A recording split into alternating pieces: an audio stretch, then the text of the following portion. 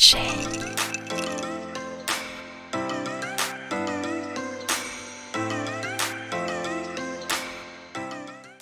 Bienvenue dans une nouvelle table ronde de cheminement où on va parler d'un sujet crucial et dont on ne parle pas assez, la charge mentale quand on a une pathologie chronique. J'ai l'honneur d'accueillir 3 personnes que j'admire beaucoup pour le travail qu'elles font individuellement.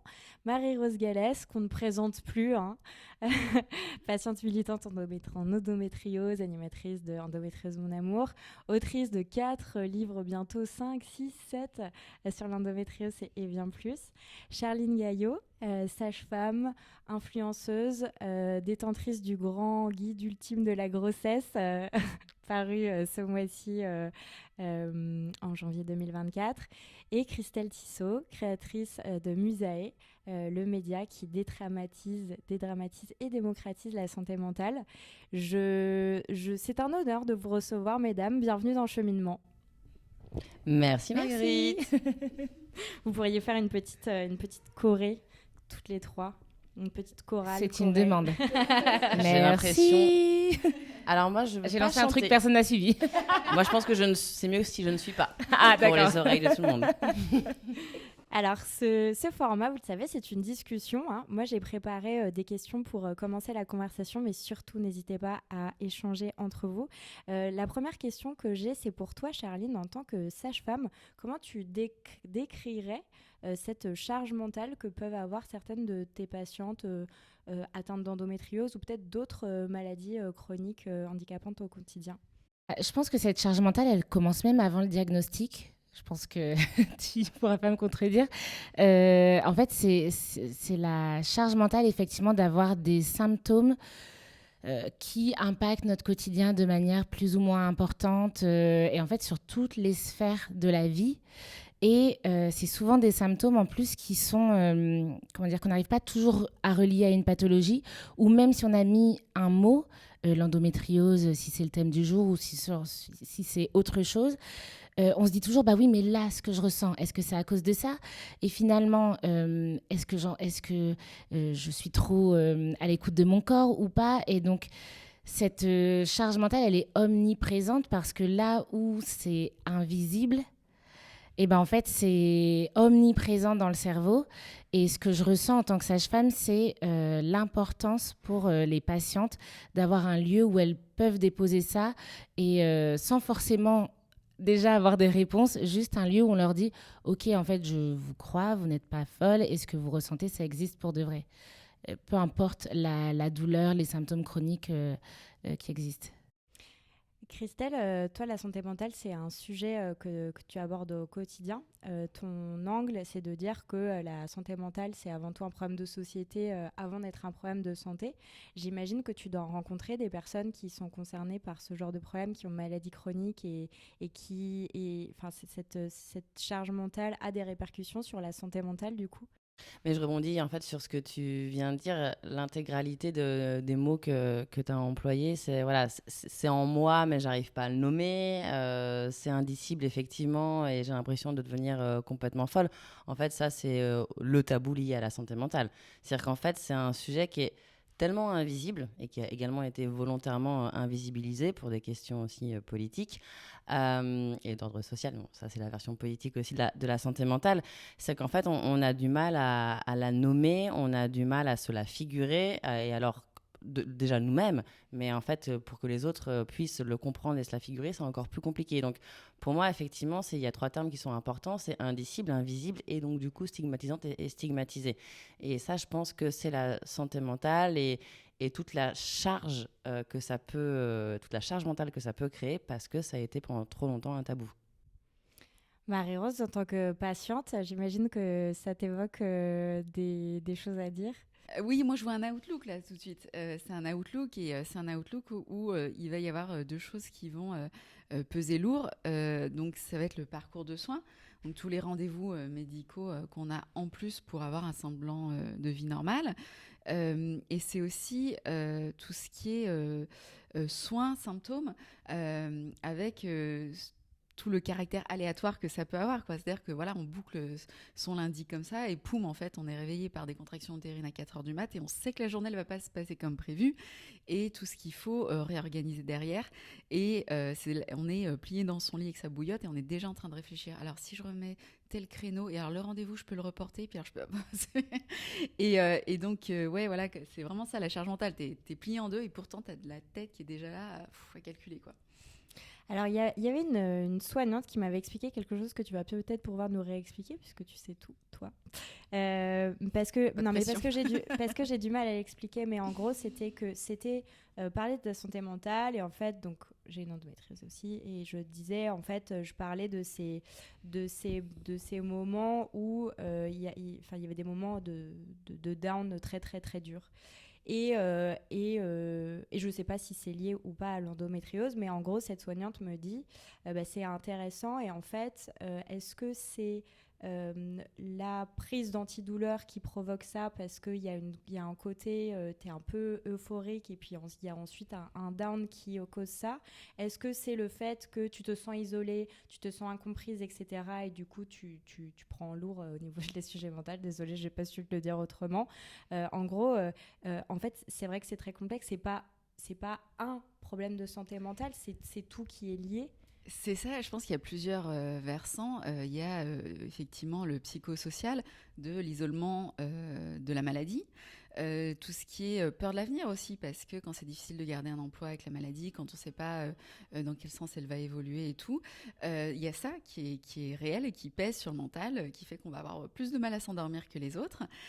Il y a effectivement, ça peut être les traitements. Moi, je me souviens d'un traitement contre les douleurs neuropathiques qui, certes, marchait sur ces douleurs, mais me créait des angoisses médicamenteuses.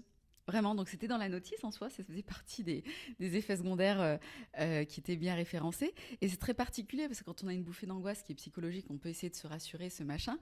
Et là, en fait, quand c'est médicamenteux, à part se dire, bon, c'est un effet secondaire, je vais respirer profondément jusqu'à ce que ça passe, on peut rien faire.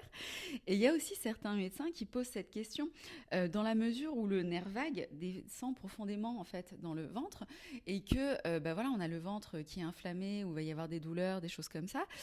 Dans quelle mesure aussi tout ça ne joue pas sur le nerf vague et le nerf vague, est-ce que tu peux préciser pour Christelle et moi apparemment? Oui, le nerf vague ne parle pas encore. Ouais, alors j'ai essayé de pas trop dire de bêtises, voilà, mais c'est un nerf super qui faire une bonne partie du corps et qui va jouer aussi effectivement sur tout ce qui est parasympathique, voilà, donc rythme cardiaque, respiration, tous ces symptômes qu'on peut avoir quand on est stressé.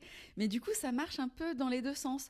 On parle souvent de l'impact du mental sur le corps. Bon, par exemple, si on est stressé, on sait que voilà, la consommation de magnésium, tout ça, va augmenter et que on aura peut-être besoin de plus de magnésium après une phase de stress. Mais ça marche des fois aussi dans l'autre sens, c'est-à-dire que par exemple, on est en train de se rendre compte que le microbiote peut jouer sur le mental, des choses comme ça. Là aussi, dans l'endométriose, on sait que le microbiote, c'est un vaste sujet. Donc, dans quelle mesure tout ça, finalement, l'état de notre corps influence effectivement sur notre santé mentale, c'est des questions qu'on est en train de découvrir et qui sont assez fascinantes. Mais je me permets effectivement de rebondir sur ce que tu viens de dire, c'est qu'aussi pendant très longtemps, il n'y avait que la santé physique également qui existait, alors qu'en fait, il n'y a qu'une seule santé. Il y a la santé mentale et la santé physique qui ne font qu'un. C'est le principe qui est... De l'être humain. De l'être humain. Et c'est le principe aussi de la recherche en santé, qui s'appelle la recherche One Health, où du coup, tu t'intéresses autant effectivement à ce que ton corps peut générer comme angoisse ou comme chose positive également pour ton mental et inversement. Et c'est vrai que le fait qu'il y ait eu cette dichotomie, je pense, entre le monde du visible et de l'invisible a aussi empêché pas mal d'avancées, mais également pas mal de libération de la parole aussi. Parce qu'effectivement, quand tu te sens isolé et que tu navigues dans l'incertitude, c'est les deux facteurs les plus aggravants en termes de santé mentale. Mais tout à l'heure, Marie-Rose, tu parlais du... je pense que tu as dit le psychosocial, et c'est vrai qu'on parle de plus en plus du modèle biopsychosocial, et chaque pathologie à part entière en fait, devrait être examinée sous ce prisme du biopsychosocial. De principe, la pathologie en tant que telle, c'est la partie biologie du corps, et forcément, elle impacte sur le psycho, sur le social, mais aussi dans quelle mesure le social impacte sur le bio, sur le psycho et vice-versa. Et en fait, les trois sont intimement liés et presque qui est arrivé en premier de l'œuf ou de la poule, voilà, les trois se nourrissent, s'alimentent les uns entre les autres. Et là, en plus, quand on parle d'endométriose, quand on parle de ces douleurs, de ces pathologies liées à l'intime en plus, on y ajoute tout le poids parfois de la société, parfois des injonctions, parfois ça cristallise aussi beaucoup d'attentes, parfois en tant que femme, beaucoup de tabous et ça peut vraiment influencer la perception qu'on peut avoir de nous-mêmes. Moi, j'ai beaucoup de patientes, notamment qui ont des douleurs pendant les rapports liées à de l'endométriose ou non. Et en fait, là où on se dit, bah oui, mais il est possible, par exemple, d'avoir une sexualité épanouie sans rapport pénétratif, même si c'est mieux quand on a le choix d'en avoir ou pas, en fait, ça vient toucher en elles quelque chose de très, très fondamental sur, j'allais dire, presque leur place dans ce monde, en fait, quand on parle des pathologies féminines qui touchent à l'intime, ça vient vraiment... en fait, c'est le centre, quoi. Est-ce qu'il y a est-ce que tu as développé certaines méthodes de prise en charge? Est-ce que du coup, tu adaptes ta façon de travailler dans ces cas-là? Alors, si ce sont des patientes qui viennent pour un suivi gynécologique classique et qui ont des douleurs, c'est important de dire qu'aucun examen n'est obligatoire. J'ai aucun problème à dire à une patiente qu'en fait, là, l'urgence... Aucun examen n'est obligatoire. Ouais. Non, mais c'est chouette. Il y a quand même peu d'examens qui sont urgents, en tout cas pas dans un cabinet de sage-femme. Je ne suis pas à 3 mois, 4 mois, 1 an près pour faire un frottis. Si juste je peux faire en sorte que cet examen gynécologique-là ne traumatise pas la patiente parce qu'en fait elle a des douleurs profondes liées ou pas à une endométriose. Et en fait l'urgence c'est de prendre en charge la douleur et en fait, pour que la patiente reste dans le système de soins. Et on perd trop de patientes pendant des années à cause d'un examen qui était juste pas fait au bon moment parce qu'on s'est dit que pour être un bon soignant, il fallait à tout prix qu'on fasse ce frottis. Donc déjà, juste prioriser les choses, je pense que c'est ça, adapter sa pratique. Et sinon, moi, je me suis formée aux prises en charge des douleurs vulvaires, pelviennes, dyspareunie, etc. Et effectivement, les sages-femmes et les kinés, les sages-femmes spécialisées et les kinés spécialisés, ont des techniques locales pour diminuer certaines douleurs. Et dans ces cas-là, on les met en place avant de faire certains examens. Christelle, est-ce qu'il y a des ressources particulières pour les personnes atteintes de pathologies chroniques dans ce cas-là? Est-ce que tu as des choses à nous recommander? Nous, on a fait pas mal de contenu déjà sur ce sujet, notamment avec un autre média qui s'appelle Petite Mue, sur le handicap invisible au sens large, donc pas que effectivement la santé mentale. Donc on a plusieurs contenus vidéo qu'on a fait. Enfin, on a un contenu vidéo, une newsletter et un podcast qui va sortir bientôt sur d'une part en fait le parcours de soins quand tu es atteinte ou atteint d'un handicap invisible, mais également quelles sont les différentes ressources que tu peux avoir, alors, plutôt gratuitement. C'est vrai que nous, chez Musaïa, on est plutôt dans une notion de démocratiser l'accès aux soins parce que aussi, si c'est un sujet tabou, c'est aussi un sujet de moyens aussi, clairement financiers. Donc plutôt sur des choses assez accessibles gratuitement. Et après, effectivement, quand on peut en parler effectivement avec un professionnel ou une professionnelle de santé mentale. Marie-Rose, est-ce que tu as développé des super conseils, des super techniques en temps de guerre comme ça, quand ça va pas? Quand ça va pas, dis-nous. Vaste sujet. Non, je pense qu'effectivement, faut jamais négliger son mental. Alors, on est d'accord, hein, il y a une différence entre la théorie et la pratique. C'est plus facile à dire qu'à faire, surtout quand on doit gérer tout de front, être sa propre infirmière, être sa propre secrétaire médicale. Mais alors, il y a aussi le travail, la famille, les enfants, les amis, tout ça. Et là, on se retrouve à Shiva. Hein la déesse aux multiples voilà, à faire. Et c'est vrai que la tentation est grande de laisser la santé mentale quelque part. C'est horrible à dire, mais c'est le truc qui est le plus facile à abandonner en fait. Et c'est là que le piège est, je pense, de céder à cette tentation et de se réserver. Voilà, moi en plus j'ai la double casquette de malade chronique, mais aussi le militantisme. Là aussi, on pourrait dire sur la santé mentale, la charge mentale des militants, où on se retrouve des fois, on est derrière son téléphone et on se retrouve à faire le travail du ministère, on ne sait plus quoi. Il y a un moment où ça nous dépasse complètement et réussir à effectivement toujours se dire stop, je me réserve un créneau dans la journée.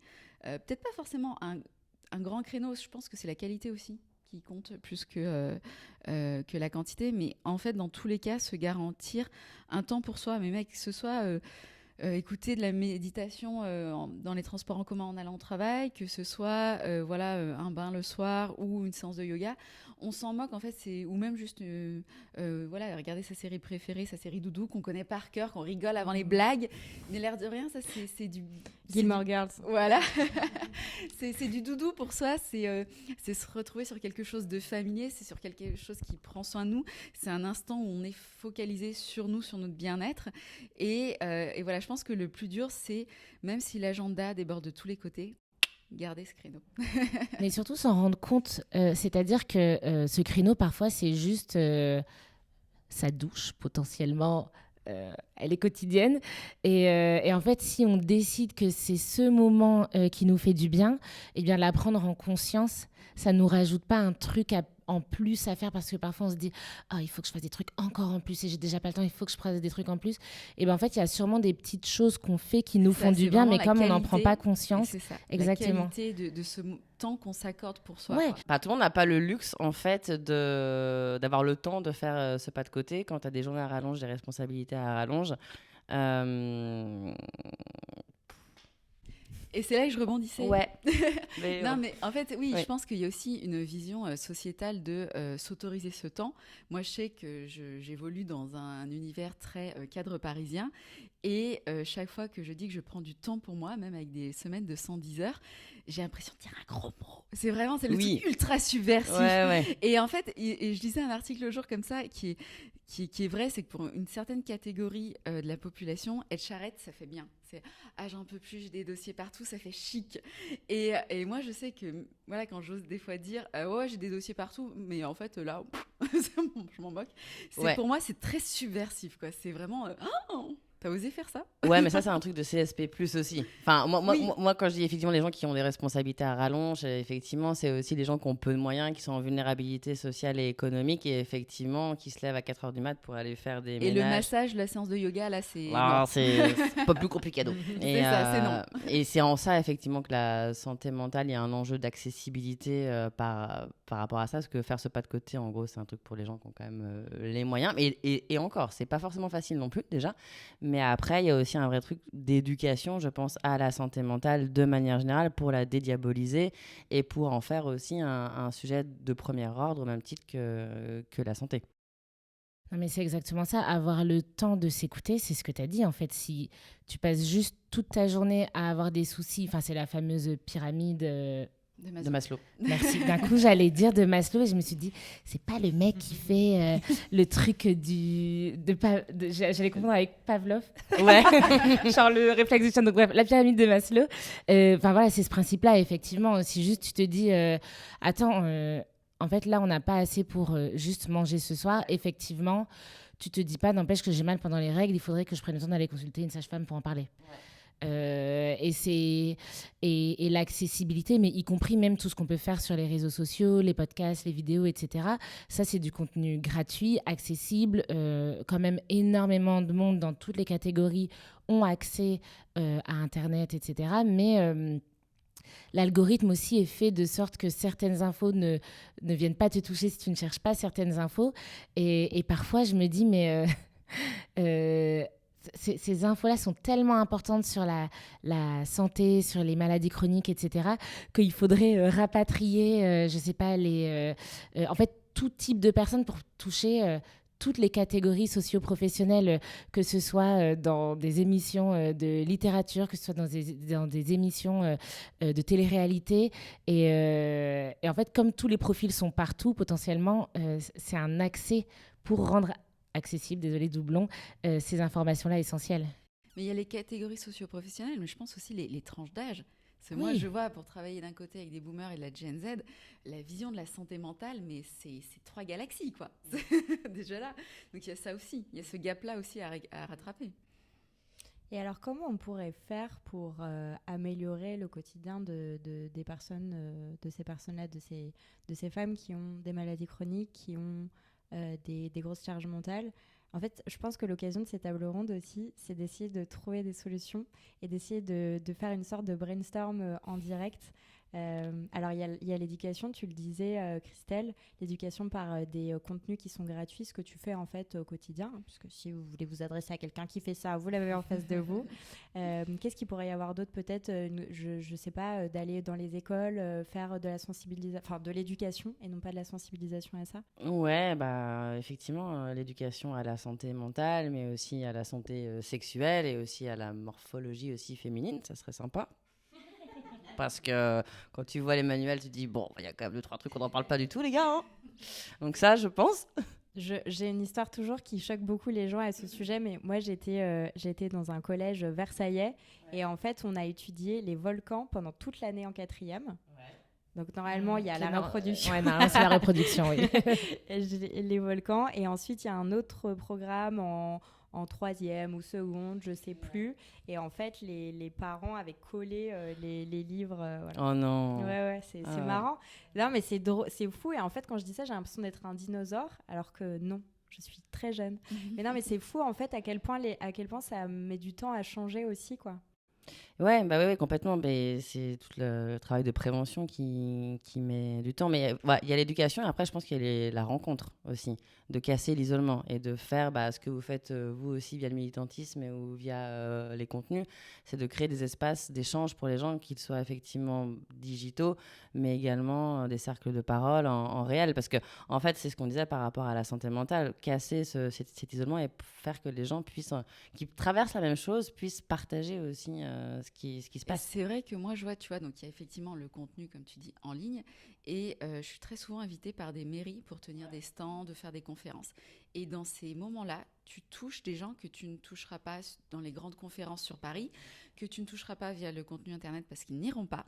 Et on est vraiment sur de l'information de proximité et où tu touches une catégorie que tu ne toucheras jamais. Et c'est là aussi, je pense que l'engagement de nos élus proches de nous est super important, quoi. Pour revenir à l'éducation, ça me fait penser à 2 choses. De plus en plus, on parle des émotions des enfants, comment les parents peuvent accompagner. Et j'ose espérer que ce qu'on apprend aujourd'hui, je dis moi là, j'ai pas d'enfants, mais je suis dans l'âge des gens qui ont des enfants.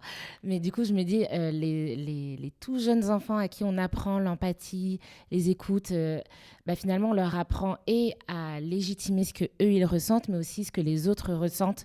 Et donc, j'ose espérer que finalement, de fil en aiguille, un enfant, peu importe son âge, qui verra son camarade de classe pleurer, il ne va pas lui dire « arrête de pleurer » parce qu'on lui aura tout le temps dit ça.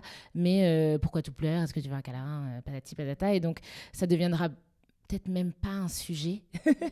Et ça me fait également penser, bien évidemment, sur des choses concrètes, aux études des soignants au sens large. Il y a encore des sujets qui ne sont pas abordés dans les études, mais surtout, en tant que professionnel de santé, on est censé se former tout au long de notre carrière. Et c'est important que ces formations existent, c'est important que ces formations soient visibles aussi pour les soignants, pour qu'ils puissent s'informer.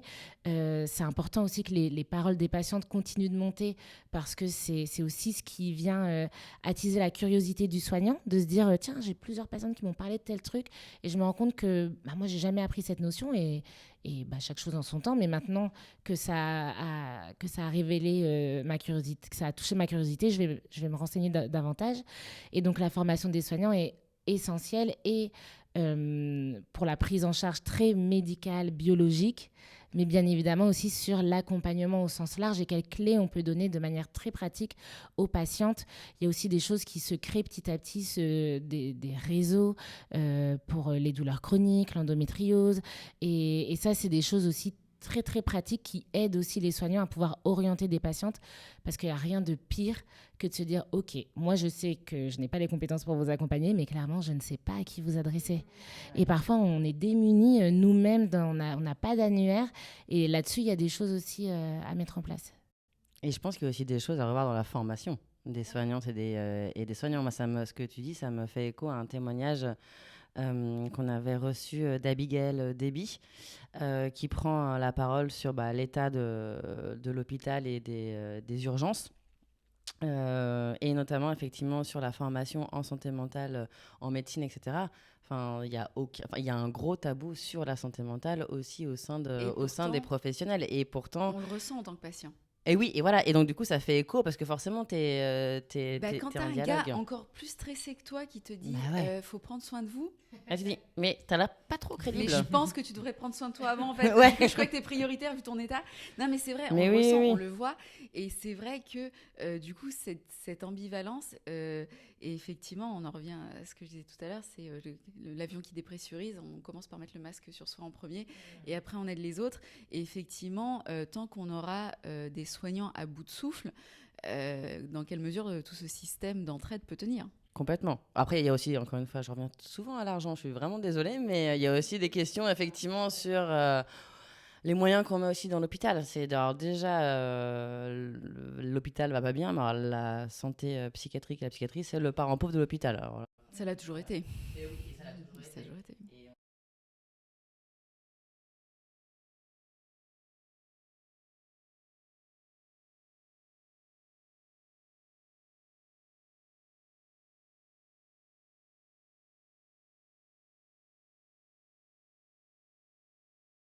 Ouais, c'est ce à quoi ça me fait penser, tu sais, quand, concernant les médecins, ils ont l'examen national classant au bout de la 6e année pour choisir leur internat, leur spécialité. Et effectivement, il y a certaines spécialités qui sont choisies vers la fin, la santé mentale, ça va être aussi les médecins généralistes. Finalement, les personnes qui ne vont pas de manière très, très, très efficace sauver une vie par un acte chirurgical, par un médicament, par un diagnostic, là tout de suite. Finalement, ça va être un travail beaucoup plus long terme qui également sauve des vies, en fait. Et on ne s'en rend pas suffisamment compte parce qu'on est dans l'instantané et que c'est juste pas mieux ni moins bien, c'est juste différent. Il faut de tout et qu'on prenne soin de toutes les spécialités de la même manière, y compris la santé mentale, parce que... mais là, ça va être une révolution dans les facs de médecine, ils ne sont pas préparés. Hein. En fait, c'est une révolution dans le monde même. Et oui. C'est exactement par ça que terminait son interview Abigail. C'est une révolution, effectivement, qu'il faut... On la lance. moi, je suis là. Si vous avez besoin de moi, je fais tout. C'est génial. C'est génial ce qui se passe. Écoutez, mesdames, on arrive à la fin de cette table ronde. Mais avant de nous quitter, je voudrais que vous donniez, si vous en avez, des conseils justement pour nos auditrices qui sont en galère, qui ont une maladie chronique hyper handicapante au quotidien et que ça a un gros impact sur leur santé mentale. Qu'est-ce que vous pouvez leur conseiller ? Est-ce que vous avez un message à leur faire passer ? Et on va commencer par toi, Marie-Rose. Alors moi, c'est pas un message, ça va être un tips vraiment pratico-pratique. Quand vous êtes là à ruminer de « Ah oui, puis il y a tel symptôme, tel douleur, je vais pas pouvoir faire ci, puis il faut que je décale ci, puis que ça... » Et que ça mouline là, que ça... Hop, on se concentre. On trouve 5 objets d'une même couleur dans la pièce. Ça va ramener votre cerveau sur Terre. Donc oui, c'est pas une solution miracle, mais au moins, vous revenez à l'instant T, on redescend, et là, on prend une grande inspiration, et les choses vont se faire. Tranquillement. Merci, trop bien. Allez, c'est dans l'ordre, oui, c'était très toi. Bien. Ne regarde pas Christelle. Un message pour les personnes. J'aurais tendance à dire que souvent, les personnes qui ont des difficultés au niveau de leur santé mentale se sentent seules et ont l'impression d'être les seules à traverser ça. J'ai envie de dire à ces personnes-là, en fait, que les gens parfois vous mentent quand ils vous disent qu'ils vont bien et qu'en fait, vous n'êtes pas seul, que là où vous vous sentez différent et que vous avez l'impression que personne ne traverse ce que vous vivez, je vous assure, pour entendre des témoignages au quotidien, et je ne suis pas psychologue, mais quand même on me parle de vie, que les gens vous mentent et pourtant, dans mon cabinet, les histoires sont extrêmement semblables. Moi, j'ai un tempérament à voir le bon chez les gens et à croire que les gens sont fondamentalement de bonnes personnes et que finalement, cette personne qui paraît parfois hautaine, qui paraît parfois pas accessible, qui paraît parfois tout le temps débordée, qui paraît parfois... Et ben, en fait, on ne sait pas vraiment ce qu'elle vit et que peut-être ce que vous vivez, l'autre personne la vit aussi. Et en fait, oser se dire peut-être qu'est-ce que cette personne peut vivre si on pensait tous ça quand on rencontre quelqu'un. Je pense qu'on serait, c'est très basique ce que je vais dire, mais juste déjà plus gentil. Donc voilà, j'invite tout le monde à être gentil les uns avec les autres. J'adore ce conseil. Moi, je vais rebondir effectivement sur apprendre à être plus empathique et en fait ne pas avoir honte d'en parler parce qu'effectivement peut-être que la personne que vous avez en face de vous avec laquelle vous n'êtes pas à l'aise ou qui paraît hautaine ou qui paraît timide ou que sais-je, le premier effectivement, peut-être que vous avez trouvé des solidarités avec des gens dont vous ne soupçonneriez pas cette phrase n'est pas française. Que vous n'auriez pas soupçonné. Et c'est peut-être pas forcément très facile d'en parler à des proches, mais parfois, effectivement, tu peux en parler à des personnes soit un médecin, mais soit également quelqu'un que tu rencontres dans un cercle de parole ou sur un groupe Facebook ou quelqu'un de ton entourage. Mais je pense que par rapport pour faire diminuer aussi la soupape dont tu parlais, c'est aussi juste identifier une personne à qui on peut commencer à en parler. Trop bien. Eh ben, merci beaucoup et je vais finir en parlant un peu de votre travail, de vos actus. Donc, Marie-Rose Gallès, on peut écouter ton podcast tous les mois. Qui rejoint ce que disait Charline, parce que pour se rendre compte qu'on n'est pas seul à traverser ça. D'ailleurs, tu avais fait un épisode en 2021 sur la charge mentale à Hollande. Ouais. Qui peut être aussi bien, qui peut être un bon support, je pense, pour envoyer à ses proches quand on n'a, nous, pas les mots ou pas la force d'expliquer. On peut aller lire ton livre. C'est pour votre bien, madame, qui est un roman sur l'endométriose. Alors, si vous en avez jamais entendu parler de ce type de roman, c'est normal, c'est Marie-Rose qui l'a inventé. Ouais, c'est une expérience inédite. Ouais. On se glisse dans les chaussures d'une malade pour vivre de l'intérieur. Donc, et c'est poignant, c'est incroyable. C'est d'un nouveau monde. Donc, je ne peux qu'aller l'encourager, tout le monde à aller le lire. Et puis, dans un autre genre, mais toujours avec un sujet en commun, la santé des femmes, c'est bizarre ici. Le grand guide de la grossesse. C'est ça, le grand guide de ma grossesse sereine. De ma grossesse sereine, aux éditions Marabout, qui est sorti ce mois-ci. Et de ton côté, Christelle, je dirais que ça fait 1 an que Musae est aussi une association, que là, vous sortez beaucoup de choses, vous sortez un safe space, donc un endroit où on va pouvoir justement parler entre nous, se rencontrer, mais aussi rencontrer des personnes de la communauté de recherche scientifique. Exactement. Pour voir un peu comment ça marche et ce qu'ils font. Donc, allez-y aussi. Et puis, tu organises plein d'événements, donc il y a largement de quoi aller se rencontrer. Et tout est sur le site de Musae. Et promis, on se marre quand on en parle de santé mentale. Oui, c'est vrai qu'on se marre beaucoup. On se marre. Ok, et merci à toutes les 3. Merci à toi. Merci beaucoup.